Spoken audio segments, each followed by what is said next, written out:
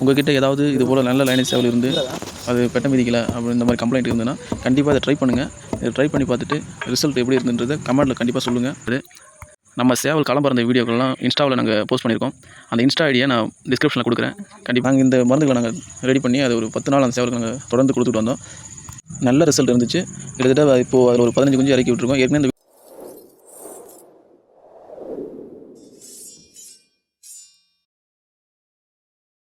TN31 dangerous நண்பர்கள் அனைவருக்கும் வணக்கம். இன்றைக்கி நம்ம பார்க்க போகிற வீடியோ பெட்டையை மிதிக்காத சேவல்களை எப்படி பெட்டையை மிதிக்க வைப்பதுன்றதை பற்றியும், பெட்டை மிதி வாங்கி முட்டையிட்டு குஞ்சு பறிப்பு திறன் கம்மியாக இருக்குது, இல்லை குஞ்சே பறிக்க மாட்டுது அப்படின்றதுனா எப்படி இதை சரி செய்யலாம் அப்படின்றத பற்றி இன்றைக்கி பார்க்கலாம். இந்த வீடியோவை கண்டிப்பாக ஸ்கிப் பண்ணாமல் பாருங்கள். அப்போ தான் நான் சொல்லக்கூடிய ஒவ்வொரு விஷயங்கள் உங்களுக்கு புரியும்.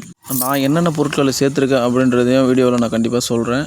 என்னென்ன பொருட்களை சேர்க்கணும் அப்படின்றத முழு லிஸ்ட்டையும் நம்ம இந்த வீடியோவில் கொடுத்துருக்கேன். நீங்கள் முழுசாக இந்த வீடியோவை பார்த்தீங்கன்னா உங்களுக்கு தெரியும். நீங்கள் ஸ்கிப் பண்ணி பார்த்தீங்கன்னா கண்டிப்பாக நான் எங்கே அந்த லிஸ்ட்டை கொடுத்துருக்கிறது உங்களால் கவனிக்க முடியாது.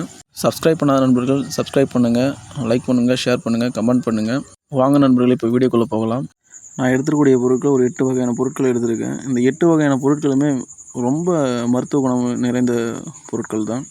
நீங்கள் பார்த்தீங்கனாலே தெரியும். நான் என்னென்ன பொருட்கள் எடுத்திருக்கேன் அப்படின்றத லிஸ்ட்டை சொல்கிறேன். நீங்கள் ஒரு நோட் பேனா இருந்ததுன்னா எடுத்து எழுதி வச்சுக்கோங்க.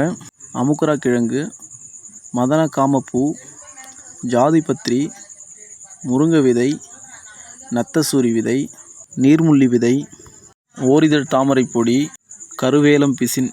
என்னோடய லிஸ்டின்படி 20 பொருட்களில் நான் முக்கியமான அதில் எது ரொம்ப முக்கியமோ அதை மட்டும் செலெக்ஷன் பண்ணி ஒரு 8 பொருட்களை மட்டும் நான் வாங்கி அரைச்சிருக்கேன்.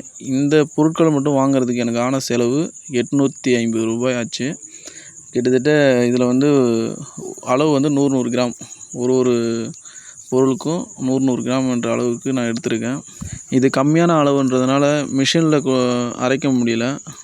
அதில் அரைச்சாலுமே நமக்கு நிறையா லாஸ் தான் ஆகும். அதனால் நான் உரலில் இடிச்சிக்கலாம் அப்படின்ட்டு நம்ம வீட்டில் இருந்த உரலை சுத்தம் பண்ணி அதை நல்லா துடைச்சி எடுத்துக்கிட்டோம்.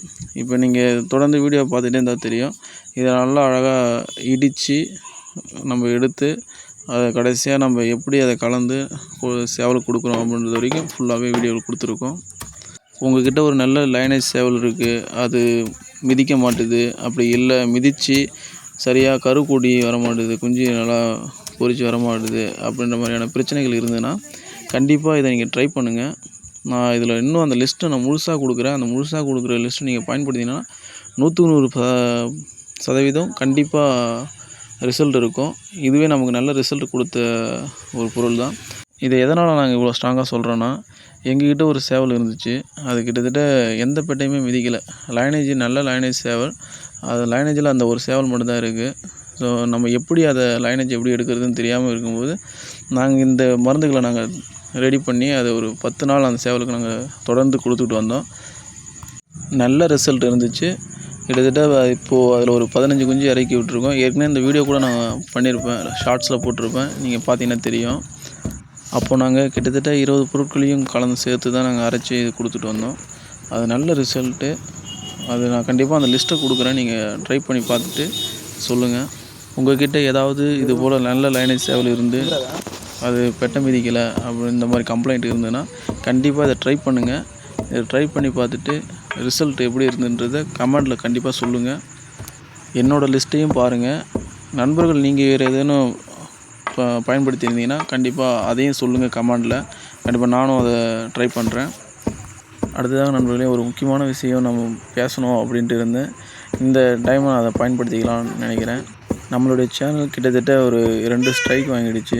இதனால் என்னால் 2 வாரமாக வீடியோ அப்லோட் பண்ண முடியல. ஒரு 2-3 வீடியோ யூடியூப் ஸ்டைல்லேருந்து டெலீட் பண்ணிட்டாங்க. இதெல்லாம் கொஞ்சம் மன உளைச்சல் ஆனதுனால சரி இதுக்கப்புறம் வீடியோ பண்ண வேணாம், சரி நம்ம வேலையை பார்ப்போம் அப்படின்ற மாதிரி எண்ணத்துக்கு நான் போயிட்டேன். ஏற்கனவே எடுத்து வச்சிருந்த வீடியோ எல்லாத்தையுமே டெலீட் பண்ணிட்டேன் கோவத்தில். ஆனால் என்னை நம்பியும் அதுக்கப்புறம் ஒரு சின்ன சம்பவம் நடந்தது. கிட்டத்தட்ட ஒரு ஷார்ட்ஸு கிட்டத்தட்ட இப்போ 3 லட்சம் சம்திங் வியூஸ் போயிடுச்சு. அது போகும்போது எனக்கு மனசு சரி திரும்ப பண்ணுவோம் அப்படின்ட்டு தான் திரும்ப இந்த வீடியோ ஃபஸ்ட் டைம் பண்ணுறேன். கண்டிப்பாக உங்களுடைய சப்போர்ட் இல்லாமல் நான் என்னால் எதுவுமே செய்ய முடியாது. ஏற்கனவே நான் ஒரு வீடியோவில் சொல்லியிருப்பேன், நம்ம சேனல் வந்து 10 மில்லியன் வியூஸ் அடித்தா கண்டிப்பாக 10 சேவல் தரதா சொல்லியிருப்பேன். அதுக்கு அடுத்து நான் வேறு எந்த எதுலேயுமே நான் வீடியோவில் அதை பற்றின அப்டேட் எதுவுமே கொடுக்கல.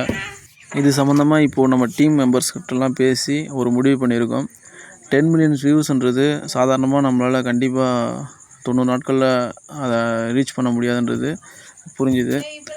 அதனால் இப்போ என்ன முடிவு பண்ணியிருக்கோம்னா 10 மில்லியன் வியூஸ் இல்லைன்னா 1 லேக் சப்ஸ்கிரைபர் எதில் ஃபஸ்ட்டு நம்ம ரீச் ஆகிறோமோ கண்டிப்பாக அந்த டைம் நமக்கு வந்து 10 சேவல் நம்ம சப்ஸ்கிரைபருக்கு செலெக்ஷன் பண்ணி 10 சேவல் கொடுக்கலாம் அப்படின்னு முடிவு பண்ணியிருக்கோம். இதில் பொய் சொல்கிறதுக்கு ஏமாத்துறதுக்கு எந்த ஒரு இடமும் இல்லை. கண்டிப்பாக நம்ம சேவல் கொடுப்போம். நம்பிக்கையோடு இருங்க. உங்கள் நண்பர்கள் ஃப்ரெண்ட்ஸ் எல்லாருமே வந்து சப்ஸ்கிரைப் பண்ண வைங்க. நம்ம 1 லேக் சப்ஸ்கிரைபர் ரீச் பண்ணால் கண்டிப்பாக 10 சேவல் கண்டிப்பாக தருவோம். அது மட்டும் இல்லை, நம்ம சேனல்லேருந்து இன்கம் வந்தால் கண்டிப்பாக அதில் 20% பொது சேவைக்காக பயன்படுத்தணும் அப்படின்னு சொல்லி முடிவு பண்ணியிருக்கோம். அது பொது சேவைனா 10% இயற்கை சார்ந்த விஷயங்களுக்காகவும் 10% படிக்க இயலாத ஏழை எளிய அரசு பள்ளிக்கூடத்தில் படிக்கக்கூடிய பிள்ளைகளுக்கு பயன்படுத்தலான்ட்டு இருக்கோம். இதையெல்லாம் சாத்தியமாக்கணும்னா கண்டிப்பாக அது உங்கள் கையில் தான் இருக்குது. இந்த வீடியோவில் இதெல்லாம் கேட்கும்போது சில பேர் என்ன இவங்க செய்ய போகிறாங்க அப்படின்ற மாதிரி நினைக்கலாம். கண்டிப்பாக நாங்கள் எங்கள் ஊரில் நிறைய விஷயங்கள் நாங்கள் செய்துக்கிட்டு இருக்கோம். அது கண்டிப்பாக நான் ஒரு நாள் வீடியோவாக நான் போடுவேன், அப்போ பாருங்கள்.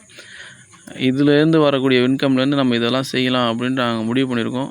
இந்த முடிவு உங்களுக்கு எப்படி இருக்குது அப்படின்றத கமெண்டில் சொல்லுங்கள். நாங்கள் சொல்லக்கூடிய விஷயங்கள் சாத்தியம் இல்லையா அப்படின்றத கண்டிப்பாக கமெண்டில் சொல்லுங்கள். கண்டிப்பாக அது சாத்தியமான ஒரு விஷயந்தான். ஆனால் அதுக்கு சேனல் அடுத்து இன்னும் ஒரு ஸ்ட்ரைக் வாங்காமல் இருக்கணும். ஏன்னா இன்னும் ஒரு ஸ்ட்ரைக் வாங்கினாலும் சேனலை க்ளோஸ் பண்ணுவாங்க. ஸோ அதனால் எப்படிலாம் நம்ம அந்த ஸ்ட்ரைக் வாங்காத அளவுக்கு வீடியோ போட முடியுமோ அந்த அளவுக்கு நாங்கள் போடுறோம், ட்ரை பண்ணுறோம். நீங்கள் கண்டிப்பாக உதவி பண்ணுங்கள். சப்ஸ்கிரைபர்ஸ் உங்களுடைய உதவி இல்லாமல் நாங்கள் எல்லாம் ஒன்றும் பண்ண முடியாது. நம்ம சேவல் களம் பறந்த வீடியோக்கள்லாம் இன்ஸ்டாவில் நாங்கள் போஸ்ட் பண்ணியிருக்கோம். அந்த இன்ஸ்டா ஐடியை நான் டிஸ்கிரிப்ஷனில் கொடுக்குறேன். கண்டிப்பாக என்னுடைய இன்ஸ்டா ஐடியும் ஃபாலோ பண்ணிக்கோங்க. ஒருவேளை இந்த யூடியூப் சேனல் டெர்மினேட் பண்ணிட்டா கண்டிப்பாக இன்ஸ்டாவிலையாவது ஃபாலோ பண்ணிட்டுருங்க. அப்போது நம்ம வேறு ஒரு சேனலை உருவாக்கி திரும்பவும் பழைய நண்பர்களை உள்ளே கொண்டு வந்துடலாம். அதனால் இன்ஸ்டா ஐடியும் நான் டிஸ்கிரிப்ஷனில் கொடுக்குறேன். கண்டிப்பாக அனைத்து நண்பர்களும் ஃபாலோ பண்ணுங்கள். இப்போ நம்ம மீண்டும் வீடியோக்குள்ளே போகலாம். இப்போ இதுக்கு முன்னாடி நம்ம உரலில் இடித்து எடுத்துக்கும் போது வீடியோ பார்த்துருப்பீங்க. எடுத்த பிறகு நம்ம வந்து இந்த ஓரிரு தாமரை பொடியை நம்ம திரும்ப கலந்துருப்போம். ஏன்னா அது பொடியாக இருக்கிறதுனால நம்ம இடிக்க வேண்டிய அவசியம் இல்லை. அதனால் அதை இந்த பொடியாக்கினதுக்கப்புறம் அதோட ஒன்றா கலந்துக்கிட்டோம். இப்போ வந்து இந்த மாவில் நம்ம வந்து தேனை கலந்து ஃபஸ்ட்டு எடுத்துக்கிட்டோம். இப்போ அடுத்ததாக வந்து முட்டையோட வெள்ளாம்புளி மட்டும், மஞ்சள் கருவை போடக்கூடாது, வெள்ளாம்புளி மட்டும் நம்ம எடுத்து கலந்துக்கிறோம். இது போல் எடுத்து கலந்து நம்ம சின்ன சின்ன உருண்டையாக உருட்டி அதை நம்ம வந்து சேவல்களுக்கு ஒரு 20 உருண்டை, சின்ன சின்ன உருண்டையாக ஒரு 20 உருண்டை பிடிச்சி எந்த சேவலுக்கு நம்ம கொடுக்குறோமோ சேவலுக்கு கொடுத்து நீங்கள் ஒரு 10 நாள் வரைக்கும் வெளியில் விடக்கூடாது. வாடிக்குள்ளே தான் இருக்கணும். ஒரு 10 நாள் வரைக்கும் வாடிக்குள்ளே வச்சுருந்து பிறகு பெட்டை கூட சேர்க்கும்போது நல்ல ஒரு ஆக்டிவாக பெட்டை சேரும். இதில் இன்னொரு முக்கியமான விஷயம் என்னென்னா, நம்ம சேவலுக்கு மட்டும்தான் கொடுக்கலாமான்னு கேட்டால் இல்லை, பெட்டைக்கும் கொடுக்கலாம். சில பெட்டைகள் வந்து முட்டை இடும், ஆனால் அது கருக்கூடாது. எப்படி முட்டை இருக்கோ அதேமாரியே இருக்கும், கரு கூடக்கூடாது, முட்டையும் கெட்டும் போகாது. இது போல் இருக்கிற பெட்டைகளுக்கு தொடர்ந்து கொடுங்க.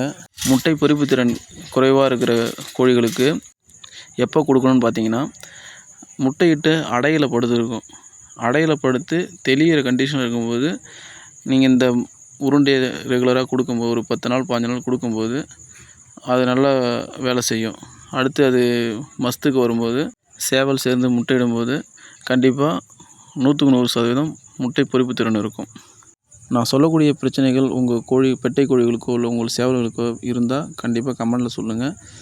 இப்போ இந்த மருந்துகள், நான் சொல்லக்கூடிய மருந்துகள், இந்த லிஸ்ட்டை நீங்கள் பயன்படுத்தி அதில் நீங்கள் பயன்பெற்றீங்க அப்படின்னா அதையும் கமெண்டில் சொல்லுங்கள். திரும்ப வீடியோவில் எப்போவுமே நீங்கள் சேவல் கொடுக்கும்போது நம்ம எப்பயுமே தண்ணி போட்டு அதை நல்லா சுத்தமாக துடைச்சி பிறகு தான் உணவு கொடுக்கணும். அந்த முறையில் தான் கொடுக்கணும். இதில் யூடியூப்பில் நிறையா ஸ்ட்ரைக் வர்றதுனால எதனால தான் கொடுக்குறாங்கன்னே தெரிய மாட்டுது. ஸோ அதனால் நான் அந்த தண்ணி போடுறதோ கை போட்டு உருவுனதோ எதையுமே நான் வீடியோ இதில் காட்டல. உணவு கொடுக்குறத மட்டும் தான் காட்டியிருக்கேன். நீங்கள் அதுபோல் அந்த வழிமுறைகளை பின்பற்றி சரியாக கொடுங்க. சேவலுக்கு எப்படி உருண்டை பிடிச்சி கொடுக்கணுன்றதை திரும்ப ஒரு முறை சொல்கிறேன், கேட்டுங்க நண்பர்களே. இடித்த மாவை ஒரு கையளவு எடுத்துக்கோங்க. அதில் நாட்டுக்கோழி முட்டை கிடச்சின்னா நாட்டுக்கோழி முட்டையை எடுத்துக்கோங்க. இல்லது கடை முட்டை தான் இருக்குன்னா கடை முட்டையை எடுத்துக்கோங்க. அதில் உடைய வெள்ளை கருவை மட்டும் மாவில் கலந்துக்கோங்க. மஞ்சள் கருவை கலக்கக்கூடாது. தேன் இல்லாத பட்சத்துக்கு நல்லெண்ணெய் இருந்ததுன்னா நல்லெண்ணெய் எடுத்துக்கோங்க. நல்லெண்ணெயை கலந்து இப்போ நான் வீடியோவில் எப்படி நான் உருண்டை பிடிச்சி சேவலுக்கு கொடுக்குறேனோ அது போலயே கொடுங்க. வீடியோ பற்றிய கருத்தை கமெண்டில் சொல்லுங்கள். வீடியோட நிறைவு பகுதி வந்தாச்சு நண்பர்களே. சப்ஸ்கிரைப் பண்ணாத நண்பர்கள் சப்ஸ்கிரைப் பண்ணுங்கள், லைக் பண்ணுங்கள், ஷேர் பண்ணுங்கள், கமெண்ட் பண்ணுங்கள். நன்றி நண்பர்களே, வணக்கம். அடுத்த வீடியோவில் சந்திப்போம்.